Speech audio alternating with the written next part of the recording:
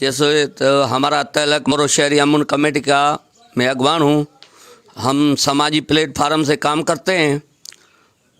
ہاں، یہ بڑی دردناک کہانی ہے. ہمارے رشتہ دار عبدالحمید خسرو جو ایس ایچ او تھا، جو ادھر جھگڑے کو ختم کرنے کے پیچھے ان کو روک رہا تھا، ان کو سرے عام گولی لگائی گئی.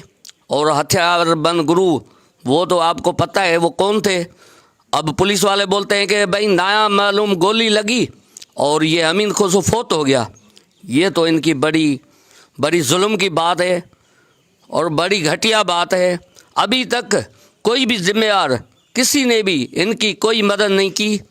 ہم ان قتل کی، اس مظلوم قتل کی پرزور مذمت کرتے ہیں اور گورنمنٹ، وزیر اعلیٰ، چیف جسٹس کو بولتے ہیں کہ اس غریب کے ساتھ انصاف کیا جائے، ان کے بچوں کو نوکریاں دی جائیں اور ان قتل کا مظلوم کا انصاف کیا جائے. جو انصاف نہیں کیا گیا تو مورو شہری امن کمیٹی بھرپور احتجاج کرے گی اور ان ظالم کو خلاف آواز اٹھائے گی.